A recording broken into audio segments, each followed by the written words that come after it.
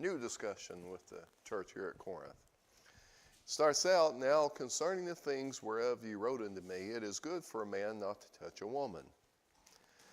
Now the discussion that we're going to be talking about is, well, what should we do? Should we get married? Should we stay single? Why do you think they would be even asking that question? We know God in the Old Testament taught, man and woman, and from Genesis. And why would this discussion even come up? It brings up strong feelings. Sometimes it shouldn't happen. My theory is they were confused about when the second coming was coming. And maybe they thought it was more inevitable or more immediate and inevitably immediate. And so they were concerned about, well, what do we need to do with our time? But I'm not entirely sure. I don't typically use a commentary, so I speculate on my own. Ralph, you done any studying about why they bring the question up? The immorality that was going on in Corinth with the Gentiles and the pagan temples and all that, I guess. That might have. There was not, I guess they felt like there wasn't a need for it, but that was obviously false. Well, whatever the reason, the question came up. Verse 2 says, nevertheless, to avoid fornication, let every man have his own wife, and let every woman have her own husband. So, Paul acknowledges that human beings are creatures and they have needs, and you're going to be tempted to do the wrong things if you don't have your own wife or your own husband. So we need to avoid that. God's made a way that you can attend to those needs, and if He made that in Genesis, and so don't go down that path. Have your own husband, have your own wife. Let the husband render unto the wife due benevolence, and likewise unto the wife, likewise also the wife unto the husband. So respect, take care of each other, and probably in context here, don't withhold yourself from the other. Don't use your body as punishment to your spouse. The wife hath not power over her own body, but the husband, and likewise also the husband hath not power over his own body, but the wife. And again, in context, just saying, don't use your body as a weapon against your spouse. Don't withhold things that they physically need to punish them if you're having a disagreement. It's not exactly. I guess we're all in a bad mood sometimes, and but not over the course of a long time, I suppose. But anyway, y'all sort that out in your brains. We don't need to get too deep into that discussion. You get the point. Probably also to avoid sensual temptation, the husband and wife should attend to their partner's physical needs. So, he had just been talking about to avoid fornication, have your own spouse. So, if you withhold yourself from your spouse, then that temptation may come back and you have to deal with that. All right, verse 5, defraud ye not one the other, except it be with consent for a time, that ye may give yourselves to fasting and prayer, and come together again, that Satan tempt you not for your incontinency. So he says, if you're going to withhold yourself from your spouse, do it for the right reason. Do it by mutual agreement, so that maybe you're fasting and fasting, as I understand, is more just than not eating. It's a time where you fully devote yourself to the Lord, and you fast from all human physical things, and you're focused wholly on spiritual things. And he says, if you're going to take a moment to fully focus on the Lord, then come together and talk about that and agree to it and do it. But then when your time of worship is over, come back together and attend to your marital duties. Anybody have any thoughts about this?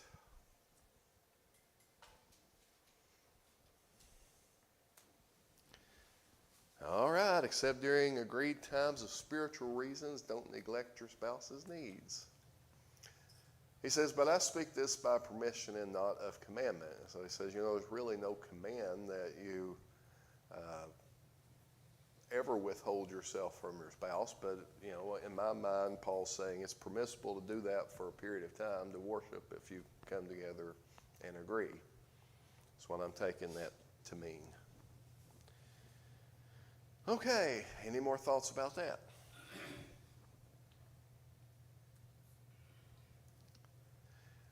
I guess you can speculate in your mind what was going on, there, why he's even having to address this topic at all.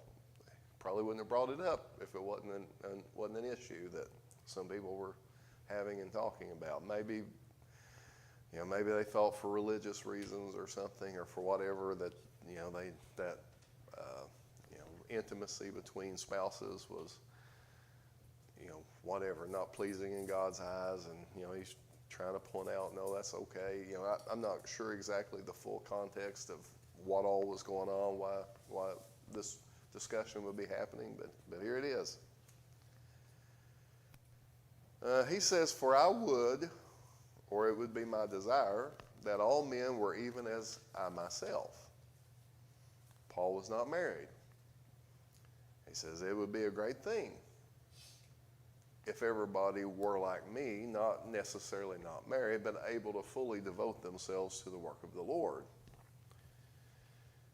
But he said every man has his proper gift, one after this manner and one after another. So some men, their gift may be to be so dedicated to the Lord that they can set aside their physical needs and, focus wholly on the Lord. But that's not the way it is with most people. Most of us, can crave companionship. And to be fair, if every man followed this teaching, or if every man stayed single, wow, the world would die off in one generation. So you have to reproduce to replenish the world. And one of the commands God gave Noah after he got off the ark was what? Multiply, replenish the earth. So, God understood this. So there are a few people that can attend to this kind of, as Paul was, to stay single, but it's not expected of God as far as I can tell. I know there's religious groups that teach, the clergy has to stay unmarried and all of that, but it doesn't seem that way as far as I can tell. So, in essence, Paul was a eunuch by his own choice. And he's saying you can be a eunuch too if you want to be fully devoted to God, but that may not be your gift and it's not required. And it'd be great if everyone could be fully committed to God, but, it's just not for everybody. So we know Peter was married, and in the verse that clarifies that, it's also implied that some of the other apostles were married. So 1 Corinthians 9:5 says, have we not power to lead about a sister? This is going to be in a couple chapters to come, so the theme is going to weave on, but we'll jump ahead and get the answer to this. He says, have we not power to lead about a sister, a wife, as well as other apostles, and as the brethren of the Lord, and Cephas? He said, listen, Jesus' brothers are married. Peter's married. Some of the other apostles are married. Don't we have the right to have spouses too? So maybe that's what the issue is. Maybe the people in Corinth are saying, all you holy people need to stay single. I don't know, but Paul brings out later, no, it's okay. We can do that. That's not a problem. Anybody have any thoughts about this?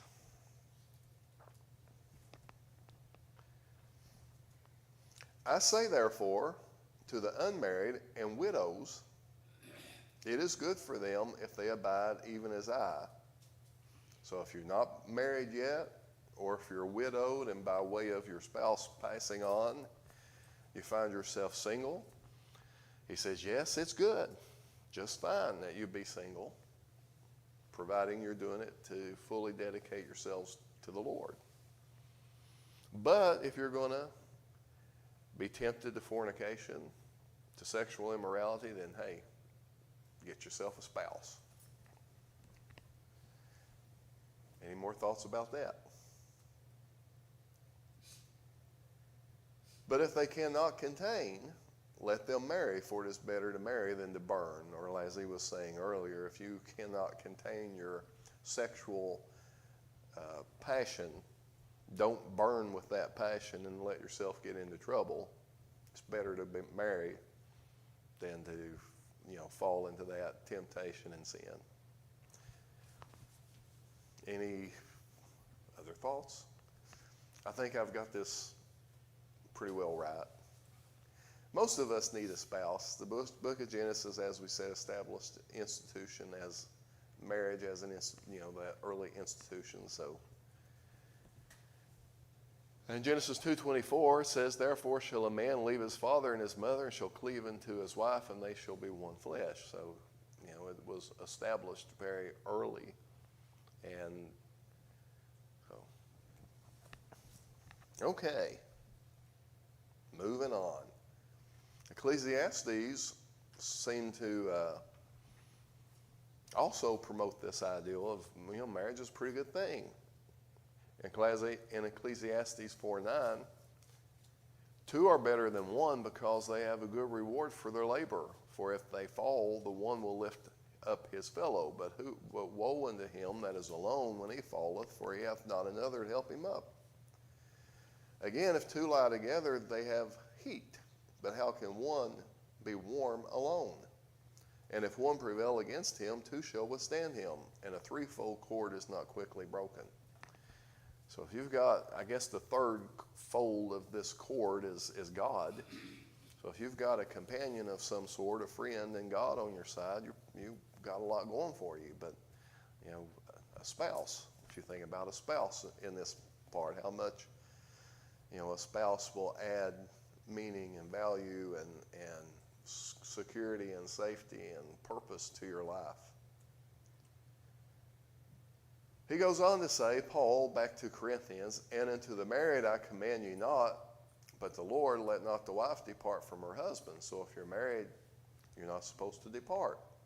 So he's going to get into an issue here where they've got Christians that are married to non-Christians, and what are you going to do in this situation? If you have found yourself becoming a Christian and your family's not, what are you supposed to do? So we know, Jesus talked about that he didn't come to bring peace, that there would, which he did ultimately, spiritual peace, but he was saying my coming is going to cause a lot of division. He said, brother against brother and mother against daughter-in-law, and your own family will be your enemies. Well, what was he talking about? Converting to Christianity was a challenge. You were shifting away from either Judaism or whatever Gentile religion that was prominent at the time and in whatever area you were in, and you were abandoning all of that. And most of those people thought, well, now you're an infidel and you're worthy of death. And, so it was going to divide families up. Some would hear the gospel and obey in the family, and some would not. And you'd have this issue going on. So I suppose that's what he's addressing here, is what has happened, or what do you do if you find yourself in a situation like this? All right. So we're going to get into that. And unto the married I command you not, I but the Lord, let not the wife depart from her husband. So a wife nor a husband is commanded, a wife nor a husband. Well, I don't have that worded correctly, but you're commanded not to leave your spouse. That's the point. Verse 11, but if she departs, let her remain unmarried or be reconciled to her husband, and let not the husband put away his wife. So it's a pretty serious matter, if you're going to leave, well, you've made a commitment to God, you've made a commitment to that spouse, You may leave, but that don't mean you can break your commitment. You're going to have to stay single. So if a believing spouse leaves a believing spouse, they should remain unmarried. Now, why did I put in there if a believing spouse? Well, we're going to see the topic of this is about your spouses, or do they believe or not? And we're going to get into some verses in a few minutes which talks about what if the unbelieving spouse leaves. So we'll get to that. We know about Matthew 19:19 that said, I say unto you, whosoever shall put away his wife, except it be for fornication, and shall marry another, committeth adultery. And whosoever marrieth her which is put away doeth commit adultery. So, there is some exceptions to the marriage covenant. In Corinthians 7 here, he's saying, if you leave, stay single. But Jesus taught, well, if you leave them because they were committing sexual immorality, then, you're not under bondage in that situation. So there is some exceptions you have to look for. And perhaps another exception is listed below, which we'll get into in just a moment. But to the rest speak I, not the Lord. If any brother hath a wife that believeth not, and she be pleased to dwell with him, let him not put her away. So the question is, well, here I am, I'm a Christian now, but I'm married to someone that's not. What should I do? Should we break up? I'm assuming they're saying for religious reasons. Is it religiously right in the sight of God for me, a Christian, to be married to someone who's not? And he said, no, don't. Well, why? And the woman which hath a husband that believeth not, if he be pleased to dwell with her, let her not leave him. For, here's the reason, the unbelieving husband is sanctified by the wife. So if the wife is the believing spouse, and the husband is not, the husband is set apart as holy because the wife is. Now, does that mean he's going to heaven because his wife is saved? No, I don't think that's what he's saying. I think the point he's trying to make is what's coming up next. He said, or else were your children unclean, but now they are holy. So he's saying, listen, if your children would be unclean if they were born of an unholy union. But he said, your children's not unclean because one of the spouses is a believing spouse. Therefore, in God's eyes, that child that comes through this kind of arrangement is not unclean. So anybody want to add anything to these verses? Half the membership of the Church of Christ is probably, this is what how it's possible for believers marry unbelievers. Think about that. Yeah. There's a lot of believers. I think the only place that says you have to marry a believer is if you're a widow of a believer, right? That you should marry another believer. Does it not say that? It may not say that. Maybe I'm misinterpreting it. Is that what you're saying? Well, it's... Huh? It says in the Lord, which could be, does the Lord sanctify or Yeah. be a believer? Yeah. Lord means if you marry someone that's eligible to be remarried to me. Yeah. Well, okay. There's different ways to look at it. I'm sure it's debatable. Yeah. There's a... That's what I said too. Yeah. To me, it makes no sense for you to marry a Christian can marry an unbeliever, but one dies, then you got to marry a believer. I guess you can see the logic in that, but still, it's not. Yeah, I understand. Well, if you're looking at this in the context of these lenses, you would think you could. So... typically, you don't think a lot about these subjects until you're faced with them, so you study it more if you face it. Anyway, a child born to a Christian and an unbelieving spouse is holy. In verse 15 it says, but if the unbelieving spouse departs, let him depart. A brother or a sister is not under bondage in such cases, but God has called us to peace. So some will teach that this is another exception to the marriage contract, that if you have a spouse that is unbelieving and they decide to leave you, that you're not under bondage in that situation, you'd be free to go on. That's debatable too, but it is an argument some churches make.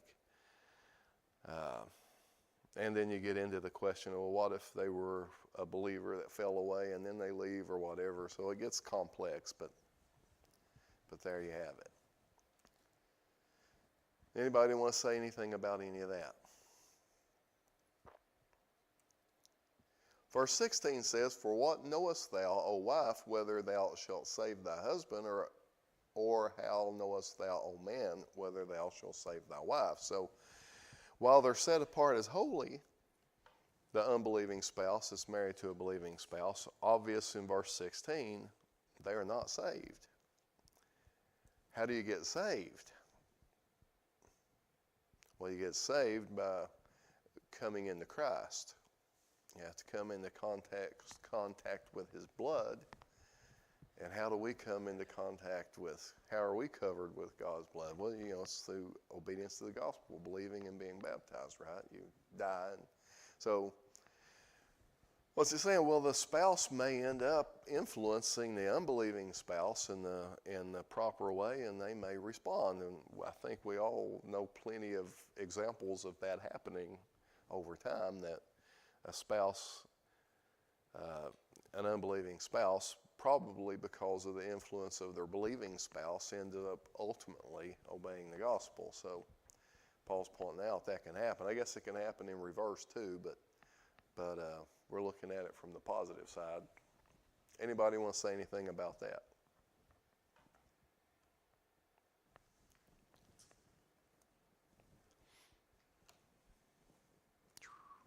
All right. 17. But as God hath distributed to every man as the Lord hath called every one, so let him walk, and so ordain I in all the churches. Now, I don't know if he's changing the subject here or if he's still referring back to, some of you all have got the strength to stay single and fully focused on God, and some of you don't. But he's saying that, regardless, we all, if that's your talent, fine, walk in it. If you've got other talents, walk in those. That we all have different talents, just as long as you're not doing anything that's wrong, use your particular talents.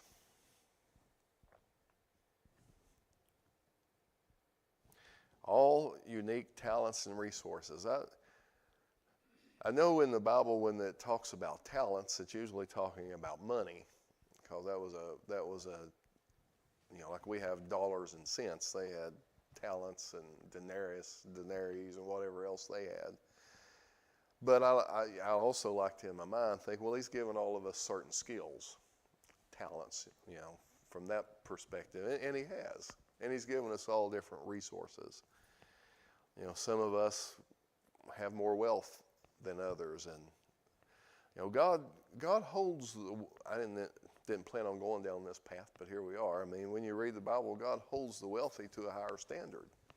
He expects you to use the blessings he's given you for his benefit. But it's not just material things that God blesses people with. He blesses you with whatever talent.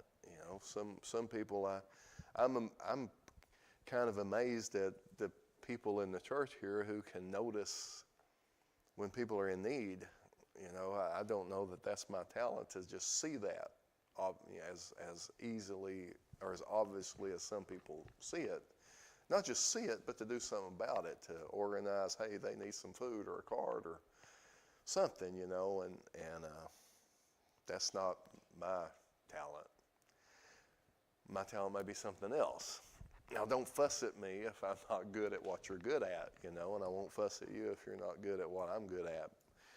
The point is, let's all use what God's given us, and if we use our parts all together in the correct way, it's all going to work together to keep the church going in the direction it's supposed to be going. And that's the way it works. You need everybody doing their part.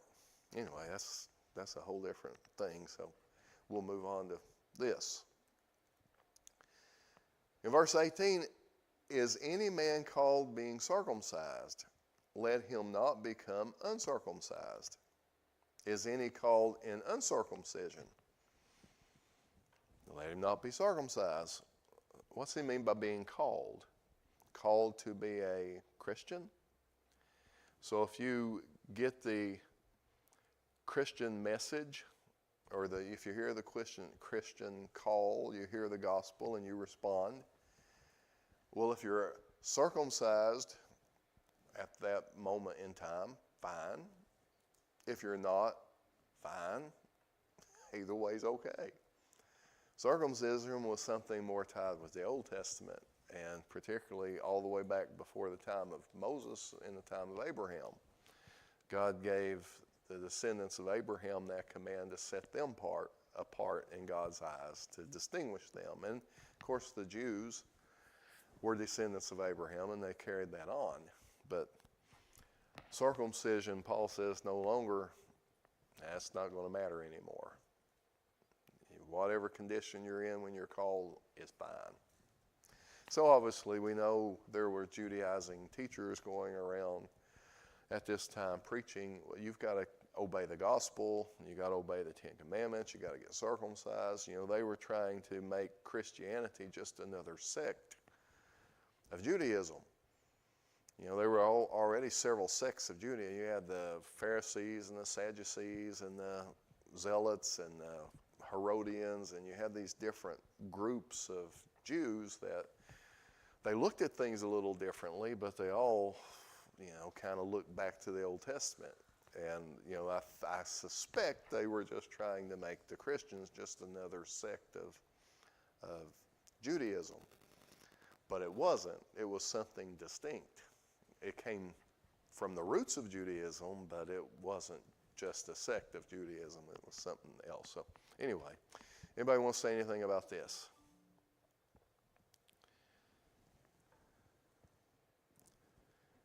Okay, so circumcision is no longer a requirement to be a child of God. Circumcision is nothing in verse 19, and uncircumcision is nothing. But what is something? Keeping the commandments of God. Well, what commandments is he talking about? The Ten Commandments? The commandments in the old law? Talking about the commandments of Christ, the law of love, the law of grace, the law of mercy.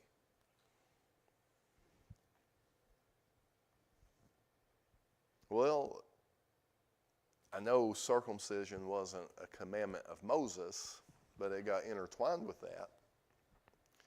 So, it seems like he's not talking about the commandments of the Old Testament. He's talking about the commandments of the New Testament. Anybody have any thoughts about this? All this just points out the fact to me that you can't change circumcision if you've been circumcised, obviously. So he's pointing out that you can't use becoming a Christian an excuse or whatever commandment to change your marital situation. Yeah. I suspect that's what's happened to one of them. They're saying, hey, I'm married to an unbeliever. I shouldn't have to live with her or him or whatever. So he's saying, whatever situation you're in, when you're converted, you stay in that situation. And all he's been talking about is marriage. So. Yeah. And he's going to go on later to talk about, well, what if you're a slave when you become a Christian? Or what if you're free? He's going to cover several of these topics about, what do you do? So, I don't know, I guess from our perspective, if you have a job, do you have to quit your job when you become a Christian and just spend your whole time working for the Lord? He's trying to just point out some common sense things that, I assume the Corinthians are just really struggling with trying to understand the way all this works. And he's trying to give them some practical advice. John 14:15, Jesus said, if you love me, keep my commandments. Matthew 22:37, Jesus said unto him, Thou shalt love the Lord thy God with all thy heart and with all thy soul and with all thy mind. This is the first and great commandment. And the second is like unto it, Thou shalt love thy neighbor as thyself. On these two commandments hang all the law and the prophets. So this is probably the commands in my mind that he's talking about, the law of love. Because, Jesus said if you're honoring God with all your heart and you're loving your neighbor, all the rest of the things that's under the law and the prophets is just going to fall into place.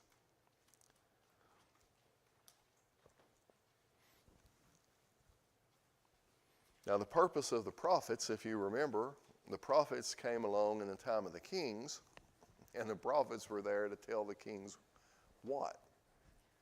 You've drifted too far away from the law. Get back to it. You're worshiping idols. You're worshiping these other things. No, stick with your God. Stick with our law. And when the kingdoms fell and they were in captivity, the prophets were saying, you need to get back to God. So the purpose of the prophets was to point them back toward God and the law. So in saying on these two commands hang on the law and the prophets, we're really talking about the law. The law hangs on these two ideals.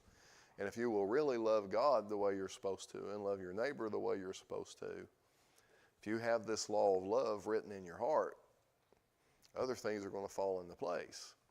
Brother Raymond talked about that a few minutes this morning when he was teaching about, the Gentiles, it said when they're following the law, not because they have the law, but because their heart and consciousness is telling them to weigh things out and do the right thing, they're keeping the law, not because they've read it and studied it and understand it. No, because their heart's in the right place, they're keeping it.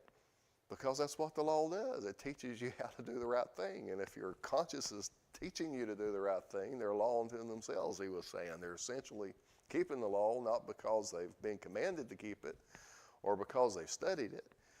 They're keeping it because they got the right kind of heart. They've got love in their heart.